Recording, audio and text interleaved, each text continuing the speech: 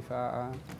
Alhamdulillah bertemu kembali dalam petang Jumaat yang bahagia ini pada sempena dengan 1 Jamadil Akhir 1434 Hijrah. Kuliah secara langsung dari Seri Pentas bersama dengan yang berbahagia Habib Ali Zainal Abidin Abu Bakar. Dan pada petang ini Habib Ali akan mengupas tentang surah Al-Kahfi, kelebihannya dan kenapa ia perlu dibaca pada hari Jumaat. Silakan bersama Habib. Wa amalan mutaqabbala. Allahumma inna nas'aluka ridhaka wal jannah wa na'udzu bika min sakhatika wan nar. Allahumma inna nas'aluka an taj'alana minal ladzina yastami'una al-qawla fayattabi'una ahsanahu. Allahumma inna nas'aluka an tuwaffiqana ila ma tuhibbuhu wa tardah. Amma ba'du. Assalamualaikum warahmatullahi wabarakatuh. Pada hari ini kita bersama-sama untuk mengkaji tentang salah satu surat di dalam Al-Quranul Karim yang mengandungi pelbagai kisah dan juga tersimpan banyak pengajaran yang boleh menjadi panduan di dalam menghayati kehidupan, di mana kita mempunyai matlamat di dalam hidup ini sebagai hamba dan khalifah kepada Allah di atas muka bumi ini. Kelas yang akan kita kaji bersama adalah berkenaan dengan ilmu terbaik dan kepadanya segala ilmu akan merujuk, yaitu ilmu tafsir Al-Quran Al-Karim. Surat yang kita ingin untuk mudarasah, bermuzakarah adalah mengenai surat Al-Kahfi. Penonton yang dirahmati oleh Allah Subhanahu wa Ta'ala, Al-Quran mengandungi 114 surat. Setiap surat yang ada di dalam Al-Quran adalah telah disusun dan juga di-endorse, disahkan oleh Nabi Muhammad sallallahu alaihi wa ala alihi wa sahbihi wasallam. Walaupun penyusunan Al-Quran itu adalah setelah wafatnya baginda Rasulullah sallallahu alaihi wa ala alihi wasallam, akan tetapi maklumat awal tentang kedudukan ayat, kedudukan surat itu adalah sudah diberitahukan melalui tadarus baginda Rasulullah sallallahu alaihi wa ala alihi wasallam, khususnya bersama dengan Jibril, kemudian diberitahukan dan diajarkan kepada para sahabat baginda Rasulullah sallallahu alaihi wa ala alihi wasallam, sebagaimana baginda sendiri memberitahukan bahwasanya Jibril sentiasa datang, yakni khususnya di bulan Ramadan, untuk bertadarus Al-Quran bersama dengan baginda Rasulullah, sehingga pada tahun ke-10 daripada hijrahnya Rasulullah, di bulan Ramadan itu Jibril datang dalam satu hari 2 kali. Sebelumnya, pada tahun-tahun sebelumnya, Jibril datang hanya sekali sahaja, tapi pada tahun terakhir di mana baginda Rasulullah pada setelah tahun ke-10 itu meninggal dunia, Jibril datang di bulan Ramadan 2 kali dalam sehari. Ini demi untuk bermudarasah, yang bermudarasah itu mempunyai satu pengajaran tentang cara bacaan ayat, peletakan ayat, dan juga penyusunan surat itu sendiri yang diberitahukan oleh Jibril, yang tentunya adalah datang daripada Allah Subhanahu wa Ta'ala.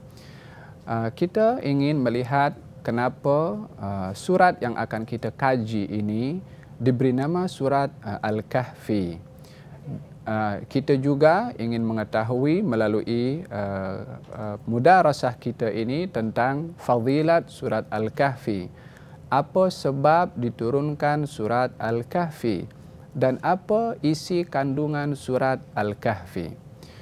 Diberi nama surat Al-Kahfi dengan nama surat Al-Kahfi dinisbahkan kepada satu gua yang dikatakan gua itu ada di sebuah tempat yang kalau sekarang ini menurut sebahagian ulama bahwasanya tempat itu adalah di Jordan, yang ada bekas atau kesan daripada gua, di mana di dalam gua itu golongan pemuda yang beriman kepada Allah Subhanahu wa Ta'ala bersembunyi, lari membawa agama mereka daripada seksaan ataupun daripada orang-orang yang ingin menyakiti atau memaksa kepada mereka para pemuda itu untuk keluar daripada agama Allah Subhanahu wa taala.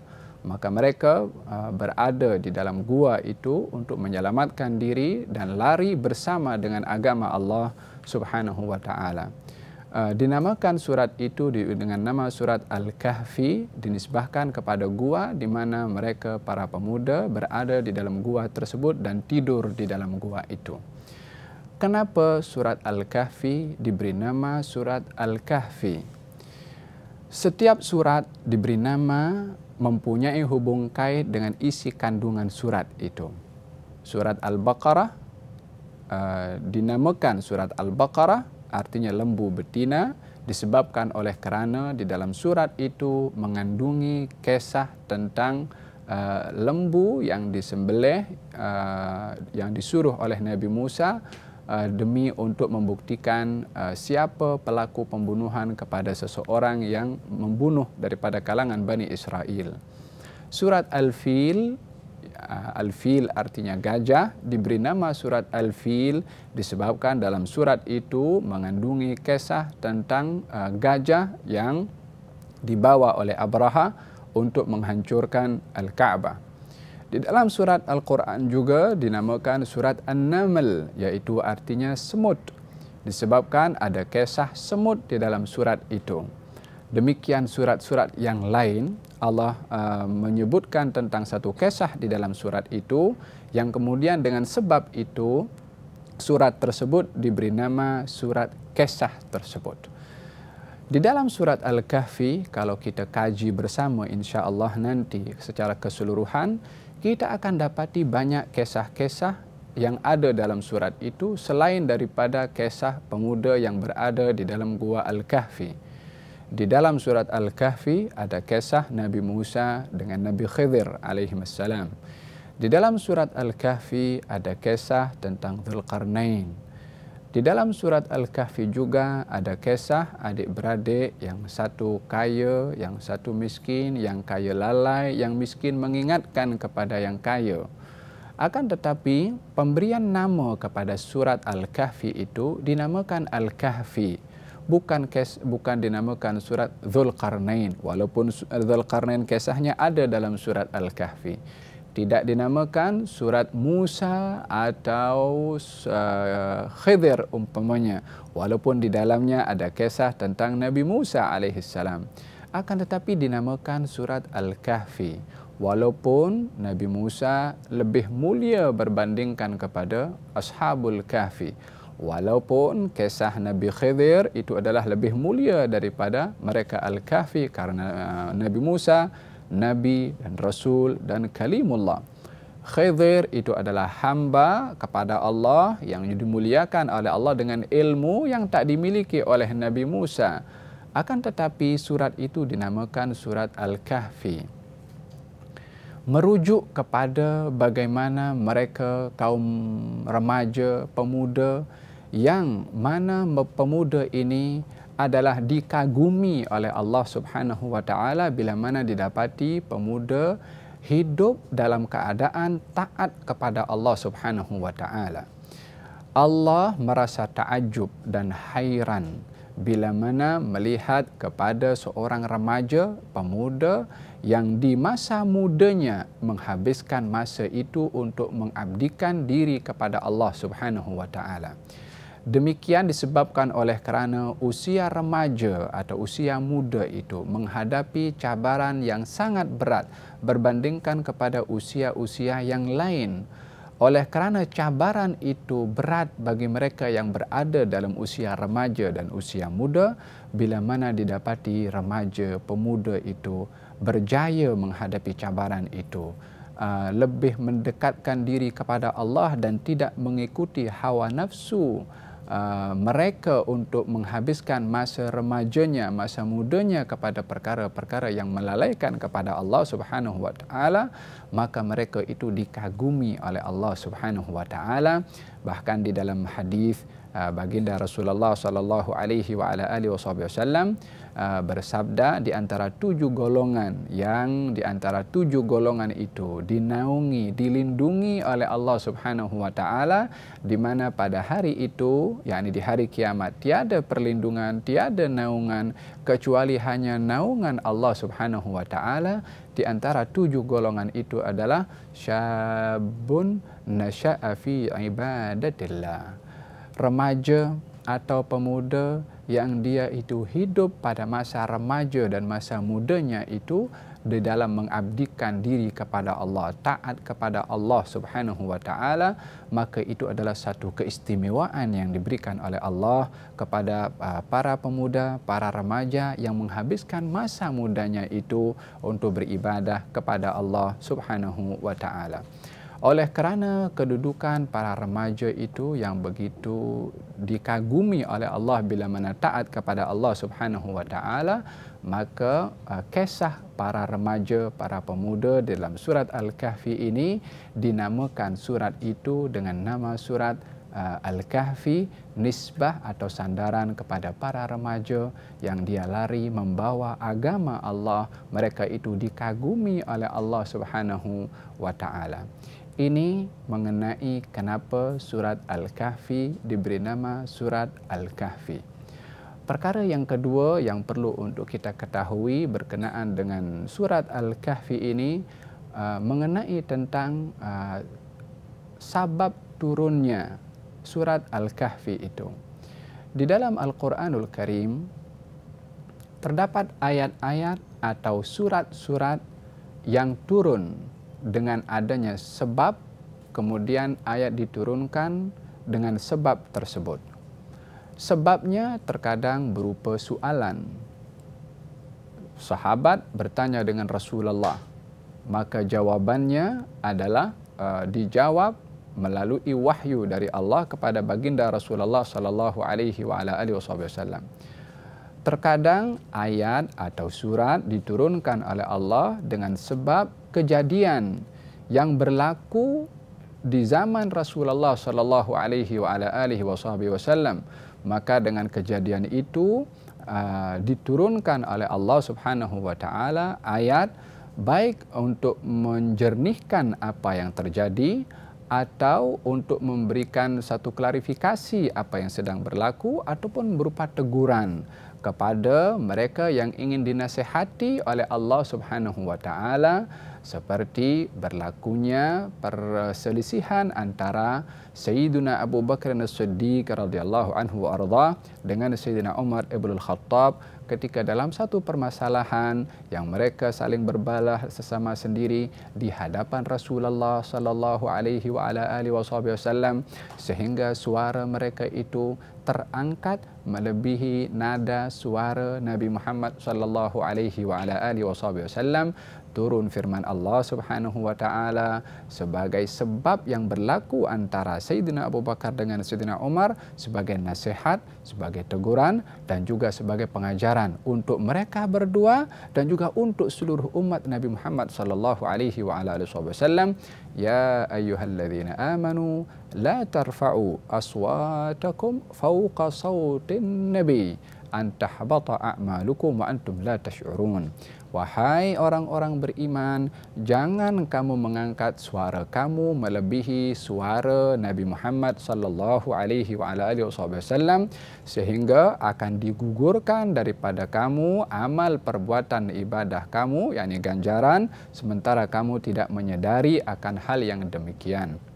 Maka ayat itu turun disebabkan oleh kerana kejadian yang berlaku di hadapan baginda Rasulullah sallallahu alaihi wasallam.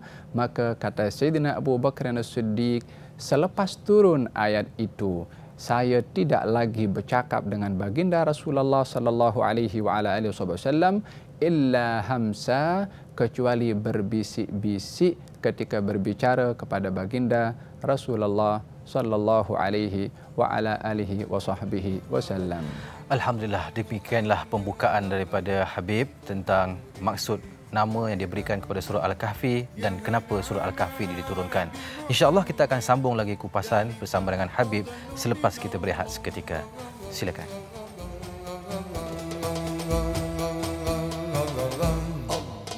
Alhamdulillah, kembali bersama dalam Al-Kuliah bersama dengan Habib Ali Zainal Abidin dan membicarakan tentang surah Al-Kahfi.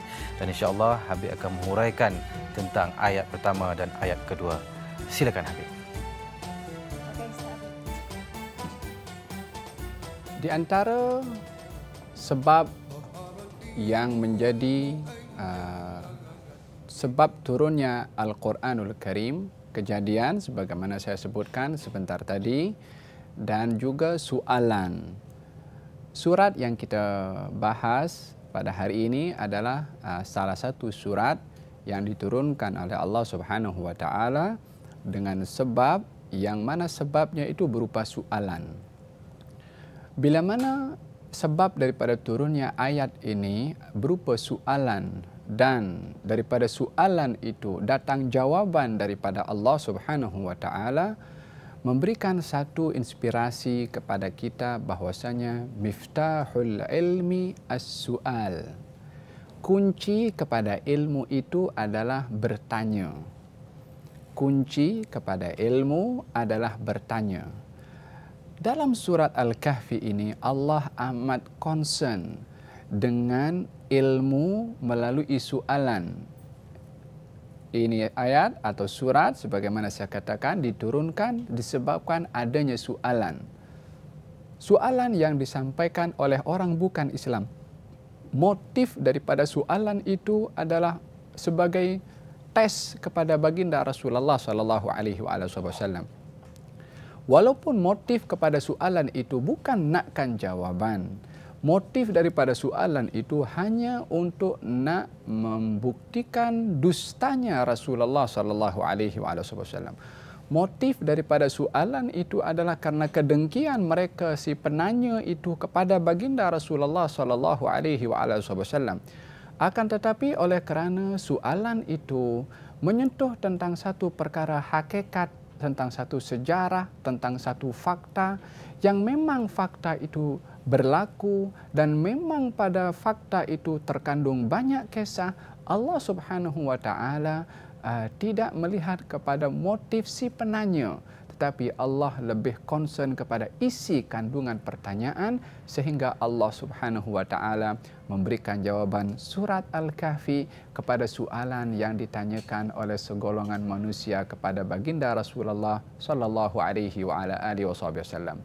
Mereka si penanya ini adalah pembesar-pembesar daripada Quraisy yang berusaha sekian lama untuk melawan Rasulullah, menghalang berdakwah Rasulullah.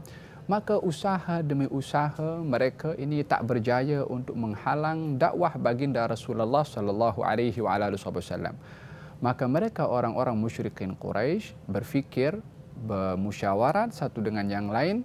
Mereka mengatakan, apa kata salah seorang daripada kita pergi ke Madinah untuk berjumpa dengan bangsa Yahudi di mana ada keserupaan antara ajaran yang dibawa oleh orang kita ini, yakni Rasulullah yang dikatakan daripada bangsa Arab, dan juga apa ajaran agama yang dibawa oleh bangsa Yahudi.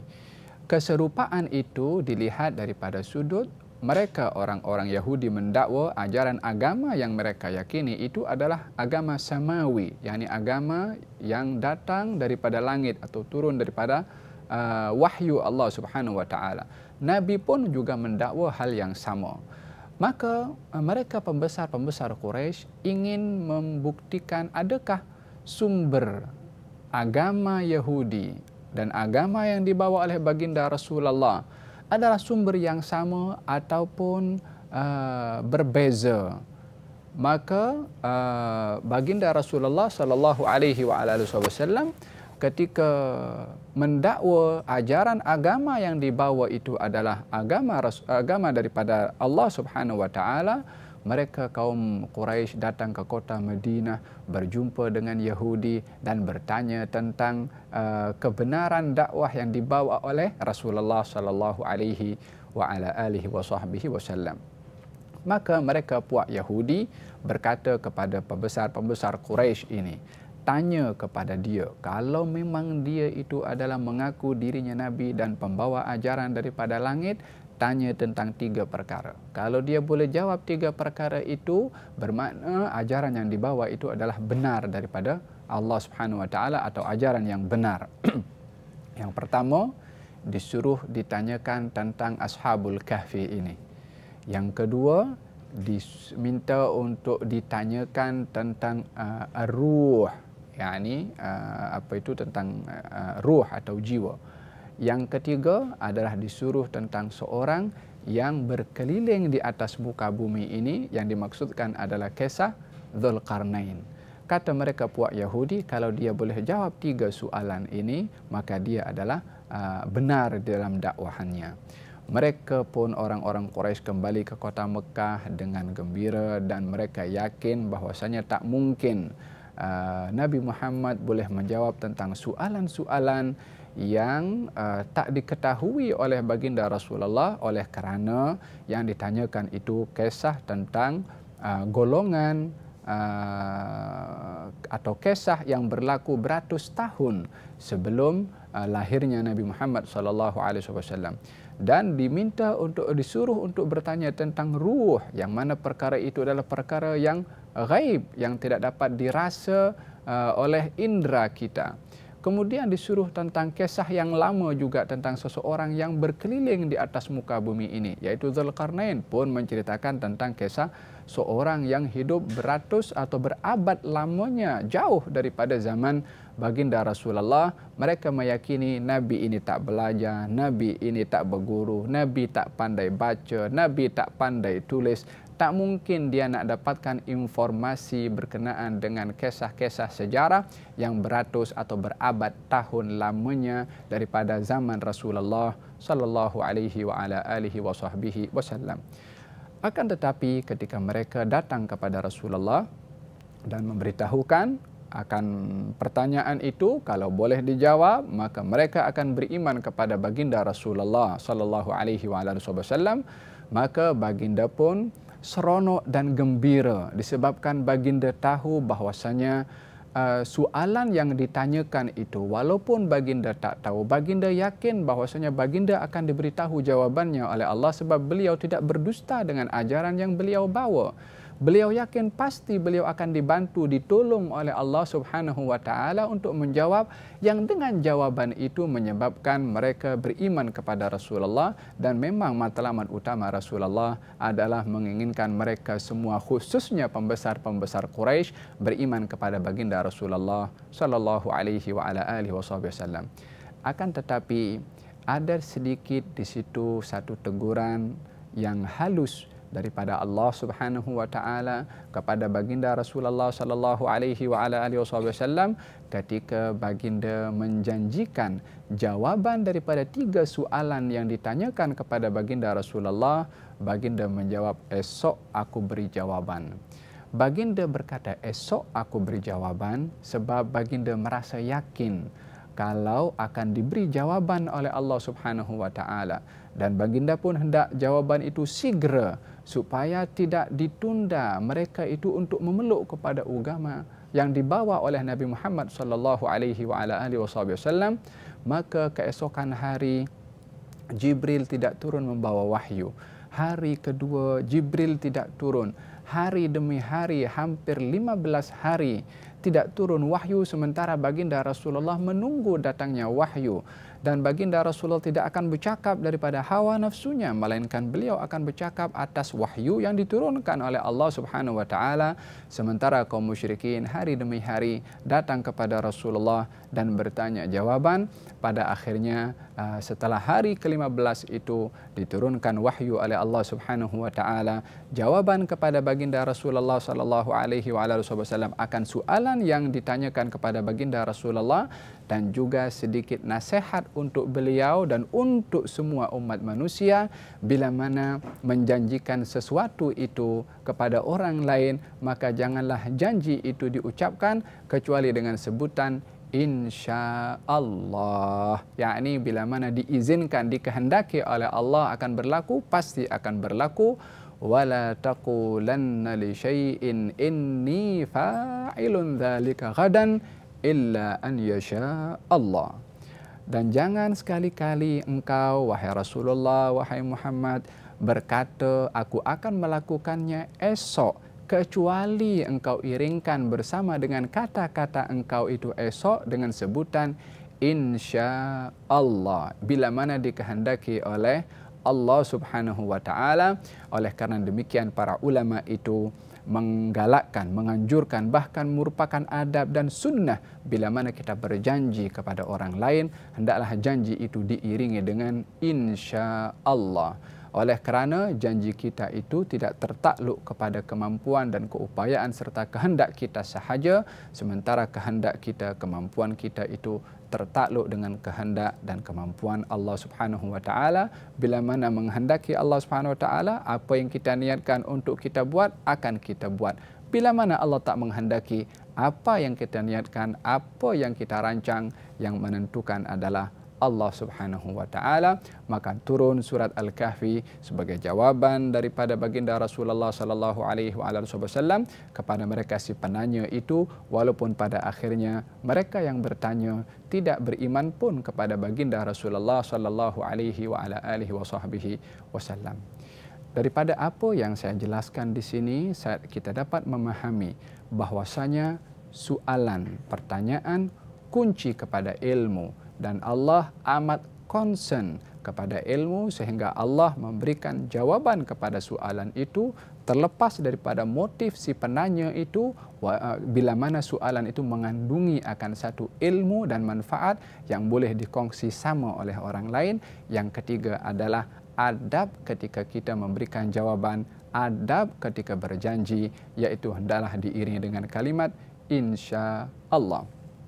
Ini berkenaan dengan masalah sebab turunnya surat Al-Kahfi. Poin yang ketiga ingin saya sentuh di sini dan kita kongsi bersama tentang surat Al-Kahfi, fadilat surat Al-Kahfi. Di dalam Al-Quran, surat-surat itu mempunyai pelbagai fadilat yang berbeza satu dengan yang lain. Baik fadilat di dalam membaca surat itu, apa ganjarannya? Seperti orang membaca Al-Ikhlas, maka dia sama dengan 1/3 Al-Quran. Ataupun ganjaran ataupun hikmah di sebalik surat yang ada. Seperti surat Al-Mulk yang mana baginda Rasulullah bersabda, hiyal mani'atu min adzabil qabri.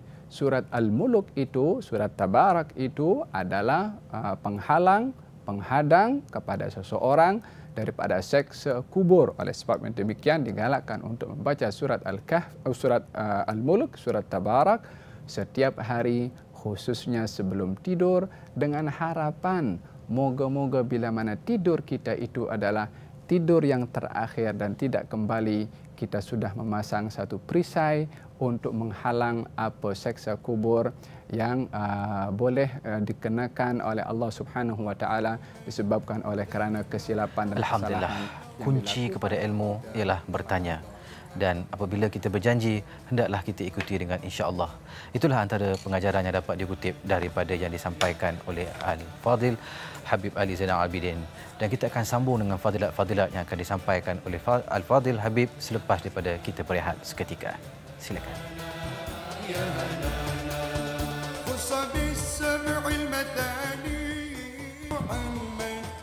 Alhamdulillah, kembali bersama dalam Al-Kuliah secara langsung dari Seri Pentas bersama Habib Ali Zainal Abidin, pemimpin Majlis Ta'lim Darul Multazah. Dan insya-Allah kita akan sambung kupasan surah Al-Kahfi. Silakan Habib. Di antara fadilat surat Al-Kahfi, beberapa hadis yang disebutkan dan disampaikan oleh baginda Rasulullah sallallahu alaihi wasallam demi agar supaya kita dapat mengetahui akan fadilat itu dan berazam untuk mendapatkan apa yang tersimpan daripada fadilat ketika membaca surat Al-Kahfi. Di dalam fadilat surat Al-Kahfi ini ada 3 akan saya bawakan riwayat daripada baginda Rasulullah sallallahu alaihi wasallam menyentuh tentang bacaan surat Al-Kahfi dan juga menghafal sebahagian daripada surat Al-Kahfi. Yang pertama adalah hadis yang diriwayatkan daripada Sayyiduna Abu Darda, salah seorang sahabat baginda Rasulullah, daripada Nabi Muhammad sallallahu alaihi wasallam qala man hafidha 10 ayatin min awwali suratil kahfi usima minad dajjal. Barang siapa yang menghafal 10 ayat pertama daripada surat Al-Kahfi, maka dia akan dijaga daripada fitnah ad-dajjal. Dajjal adalah satu makhluk yang akan muncul di akhir zaman, yang telah diberitahukan oleh setiap nabi yang diutus oleh Allah, melainkan nabi itu akan mengingatkan kepada umatnya akan bahaya ad-dajjal, termasuk Nabi Muhammad SAW pun mengingatkan kepada umatnya akan bahaya fitnah ad-dajjal yang akan muncul di akhir zaman. Maka fitnah yang terlalu besar itu kepada umat ini, karena tiada lagi nabi setelah Nabi Muhammad, pastinya Dajjal akan muncul di akhir zaman, yakni di zaman umat Nabi Muhammad sallallahu alaihi wasallam. Maka Nabi memberi satu jalan atau benteng perisai kepada umatnya untuk mengelak daripada fitnah yang begitu hebat daripada ad-Dajjal. Di antaranya adalah dengan menghafal 10 ayat pertama daripada surat Al-Kahfi. Ini berkenaan dengan hadis yang pertama. Hadis yang kedua diriwayatkan daripada An-Nasa'i. Baginda Rasulullah sallallahu alaihi wasallam bersabda, "Man qara'a 10 ayatin minal kahfi." Barang siapa yang membaca 10 ayat terakhir daripada surat Al-Kahfi, usima min fitnatid dajjal, maka akan dijaga daripada fitnah ad-dajjal. Hadis yang kedua ini membaca. Hadis yang pertama tadi menghafal. Maka bila mana dicantumkan kedua perkara itu akan lebih baik bila mana menghafal awal 10 ayat pertama daripada surat Al-Kahfi ataupun juga 10 ayat terakhir daripada surat Al-Kahfi untuk dihafal dan dibaca sebagai perisai kepada si pembaca dan penghafal itu daripada fitnah ad-Dajjal. Hadis yang ketiga berkenaan dengan fadilat surat Al-Kahfi secara keseluruhan surat itu dan bila sepatutnya surat itu dibaca, yakni bila digalakkan surat itu dibaca. Walaupun Al-Quran boleh dibaca mana-mana suratnya bila-bila masa. Di dalam surat Al-Kahfi selain dibaca bila-bila masa diperbolehkan, karena bahagian daripada surat Al-Quranul Karim hanya yang diutamakan itu adalah dibaca pada hari Al-Jumu'ah, sebagaimana dalam hadis Nabi Muhammad sallallahu alaihi wasallam beliau bersabda, "Man qara'a surat Al-Kahfi fi yaumil jum'ati adha'a lahu minan nuri ma bainal jum'atain." Barang siapa yang membaca surat Al-Kahfi, yakni keseluruhan, pada hari Jumaat, maka Allah akan memberikan kepadanya sinaran cahaya sampai Jumaat yang akan datang. Sinaran cahaya itu berupa rahmat, berupa maghfirah dari Allah Subhanahu wa taala kepada mereka yang membaca surat Al-Kahfi khususnya pada hari Al-Jumu'ah. Penonton yang dirahmati oleh Allah Subhanahu wa taala, saya memberikan beberapa mukaddimah berkenaan dengan penamaan surat, fadilat surat, sebab turunnya surat Al-Kahfi. Kita akan memasuki kepada ayat yang pertama daripada surat ini, yaitu a'udzubillahi minasyaitonirrajim. Bismillahirrahmanirrahim. Alhamdulillahilladzi anzala ala abdihil kitaba wa lam yaj'al lahu 'iwaja qayyiman liyundhira ba'san shadidan min ladunhu wa yubashshiral mu'minina alladhina ya'maluna as-salihati anna lahum ajran hasana makithina fihi abada. Bila mana kita memulakan bacaan Al-Quran, maka kita digalakkan untuk mengucapkan a'udzubillahi minasyaitonir rajim, at-ta'awudz. Wa idza qara'tal Qur'an fasta'idz billahi minasyaitonir rajim. Bila mana kamu membaca Al-Quran, wahai Rasulullah, fasta'idz billah, berlindunglah kamu kepada Allah daripada asyaitan. Dan setiap surat di dalam Al-Quranul Karim adalah dimulai dengan Bismillahirrahmanirrahim. Daripada 114 surat, semuanya dimulai dengan Bismillahirrahmanirrahim, kecuali surat At-Taubah yang tidak dimulai dengan Bismillahirrahmanirrahim, bahkan dilarang untuk membaca Bismillahirrahmanirrahim. Disebabkan oleh kerana beberapa sebab yang dikomentari oleh para ulama berkenaan dengan sebab apa tak ada Bismillahirrahmanirrahim dalam surat At-Taubah. Sebab yang pertama, mereka mengatakan bahwasanya surat Taubat itu adalah satu surat dengan surat Al-Anfal, yakni menyatu, hanya dipisahkan di dalam lainnya ataupun tandanya. Maka mereka yang berpandangan kalau surat Taubat adalah sambungan daripada surat Al-Anfal, maka tak perlu lagi untuk mengucapkan Bismillahirrahmanirrahim. Setelah atau mencantumkan Bismillahirrahmanirrahim, tak perlu lagi, disebabkan sudah ada di dalam surat Al-Anfal sebutan Bismillahirrahmanirrahim.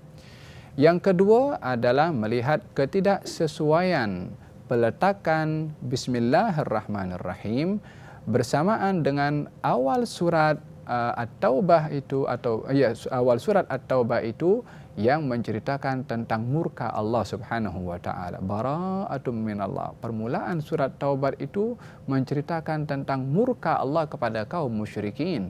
Sementara Bismillahirrahmanirrahim dengan nama Allah yang Maha Pengasih lagi Maha Penyayang.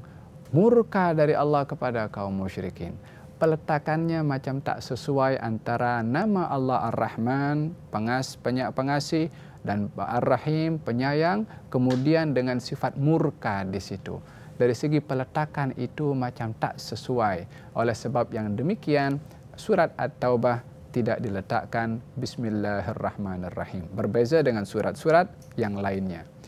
Walaupun Bismillahirrahmanirrahim itu ada di setiap surat selain surat At-Taubat, ulama juga berbeza pandangan adakah Bismillahirrahmanirrahim itu adalah ayat pertama kepada setiap surat atau pemula kepada setiap surat. Dari pandangan-pandangan para ulama, mereka berbeza satu dengan yang lain. Dalam mazhab Imam Syafi'i, dalam surat Al-Fatihah memang Bismillahirrahmanirrahim itu adalah satu ayat pertama di dalam Al-Fatihah yang mesti wajib dibaca di dalam salat bila mana membaca Al-Fatihah, karena Fatihah rukun kepada salat. Salah satu surat Al-Fatihah bagi mazhab Imam Syafi'i adalah Bismillahirrahmanirrahim. Adapun Bismillahirrahmanirrahim pada surat-surat yang lain adalah sebagai satu ayat. Pandangan pertama mengatakan, pandangan yang kedua mengatakan pemula kepada setiap surat, artinya bukan satu ayat pada setiap surat. Surat Al-Kahfi salah satu daripada surat yang dimulai dengan Bismillahirrahmanirrahim. Ayat yang pertama adalah Alhamdulillahilladzi, segala puji atau pujian itu milik Allah. Alladzi, yang anzala, menurunkan, ala abdihi, ke atas hambanya, al-kitabah, al-kitab. Walam yaj'al lahu, dan tidak menjadikan ke atas kitab itu aywaja, bengkok atau yang tidak lurus. Penonton yang dirahmati oleh Allah Subhanahu wa taala, ayat ini dimulai dengan memuji kepada Allah. Dalam Al-Quran, ada 5 surat yang dimulai oleh Allah dengan kalimat Alhamdulillah. Yang pertama, surat Al-Fatihah. Yang kedua, surat Al-An'am. Yang ketiga, surat Al-Kahfi. Yang keempat, surat Saba. Yang kelima, surat Fatir. 5 surat ini dimulai oleh Allah Subhanahu wa taala dengan sebutan Alhamdulillah. Alhamdulillah, kalau kita tengok dalam terjemahan, adalah segala puji bagi Allah. Bila mana kita kaji secara bahasa, Alhamdulillah itu mempunyai arti pujian hanya milik Allah Subhanahu wa taala. Bila mana dikatakan pujian itu milik kepada Allah Subhanahu wa taala, maka tiada orang lain yang berkongsi kepemilikan, kepunyaan bersama dengan Allah di dalam pujian. Karena Allah itu tunggal, Allah itu esa atas zatnya, sifatnya, dan apa saja yang dikuasai dan dimiliki oleh Allah Subhanahu wa taala tak boleh dikongsi oleh sesiapa pun juga, maka segala pujian itu hanya milik Allah Subhanahu wa taala, yang hanya semata-mata segala pujian. Alhamdulillah, jika kita menghafal atau membaca 10 ayat yang pertama ataupun 10 ayat yang terakhir daripada surah Al-Kahfi, insya-Allah kita akan selamat daripada fitnah Dajjal. Dan jika kita membaca keseluruhan surah Al-Kahfi, maka kita akan dirahmati dan disinari cahaya maghfirah daripada Jumaat yang kita baca hingga ke Jumaat yang seterusnya. Kita akan sambung lagi selepas daripada ini.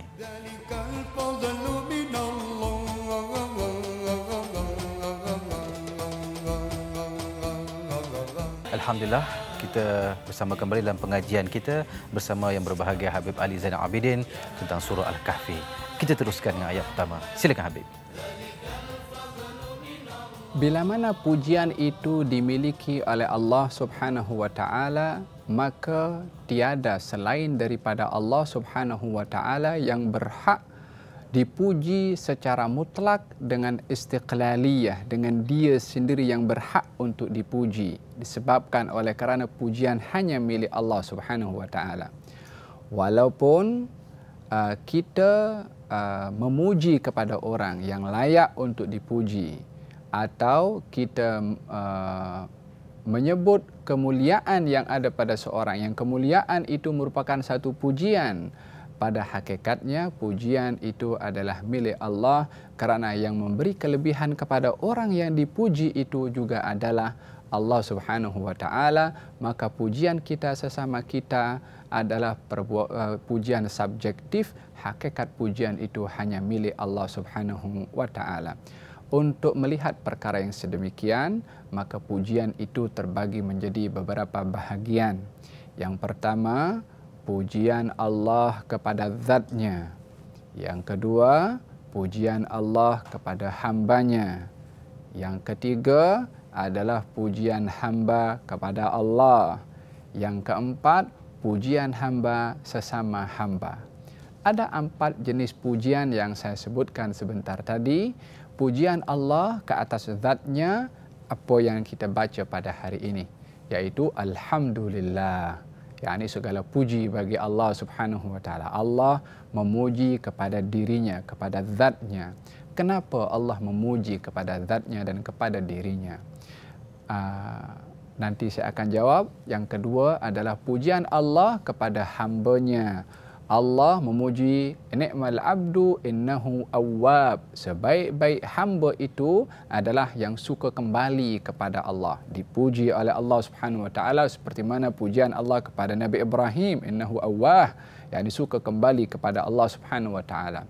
Pujian hamba kepada Allah Subhanahu wa taala seperti pujian malaikat kepada Allah Subhanahu wa taala, subhanaka la ilma lana illa ma 'allamtana innaka antal azizul hakim. Sesungguhnya engkau maha aziz dan maha bijaksana. Pujian malaikat kepada Allah. Pujian hamba manusia kepada Allah banyak juga di dalam Al-Quran. Pujian hamba kepada hamba pun adalah juga banyak, seperti muji satu orang kepada yang lain, disebabkan pujian-pujian yang layak itu adalah bahagian daripada 4 bahagian pujian yang ada dan dibenarkan bila mana tidak menyalahi kepada adab-adab yang sudah ditetapkan.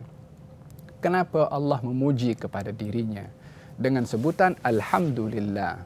Segala puji hanya milik Allah Subhanahu wa taala. Mempunyai dua makna. Yang pertama adalah ucapan Alhamdulillah itu adalah ta'lim daripada Allah, ajaran daripada Allah kepada manusia bagaimanakah cara memuji kepada Allah dengan pujian yang sebenar.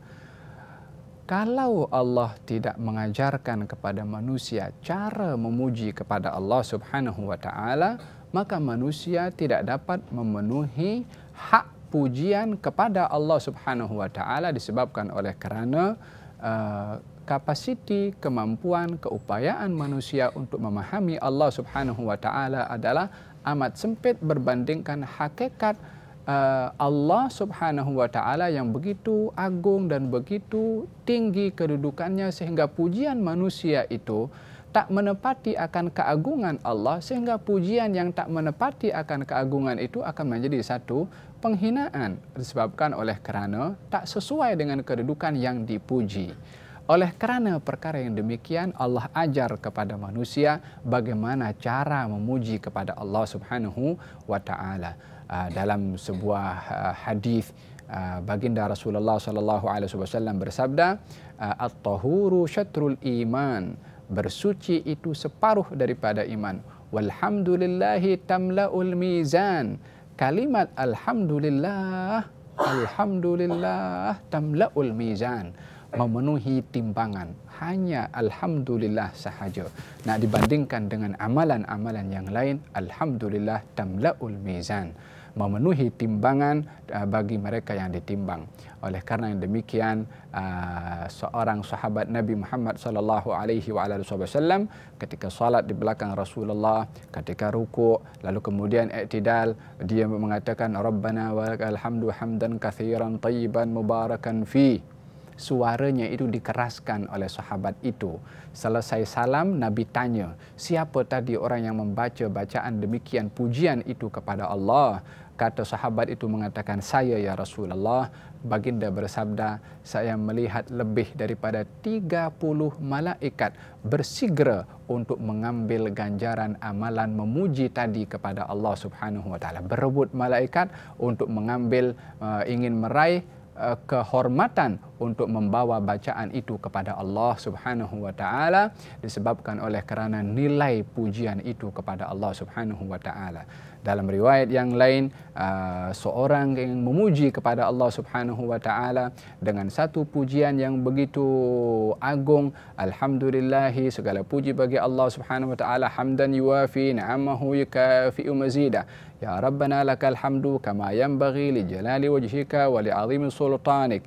Pujian itu ketika dibaca oleh seorang itu kepada Allah Subhanahu wa taala, kemudian malaikat mengambil pujian itu untuk dicatat ganjarannya oleh malaikat, kemudian hamba itu memuji lagi dengan pujian yang sama. Setelah sekian lama mengucapkan pujian tersebut, malaikat itu mengatakan, saya belum habis lagi catat ganjaran pujian kamu sebelum ini, kamu dah puji lagi.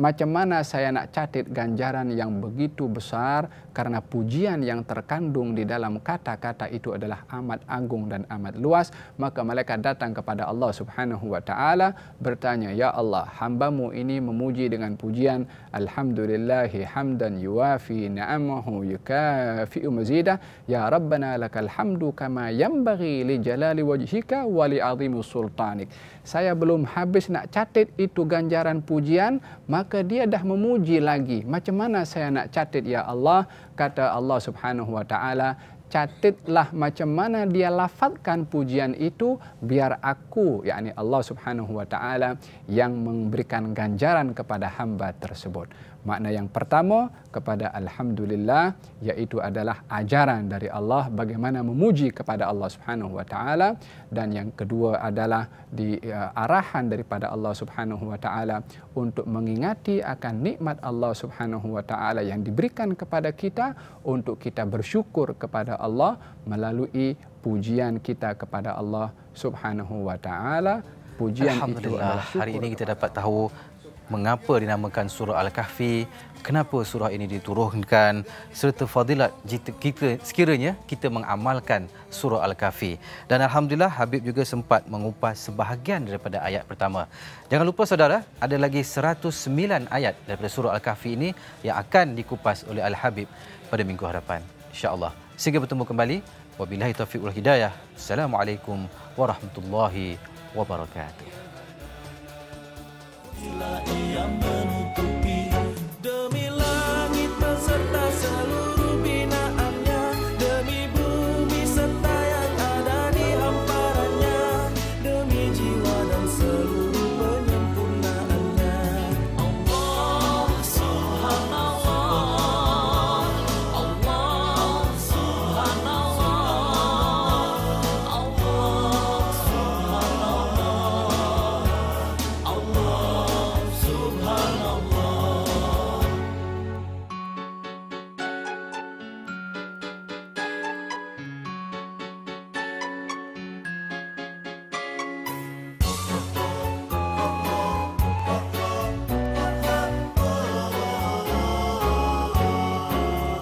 Demi matahari dan sinarnya di pagi hari, demi bulan apabila ia mengiringi, demi siang hari bila menampakkan dirinya, demi malam apabila ia menutup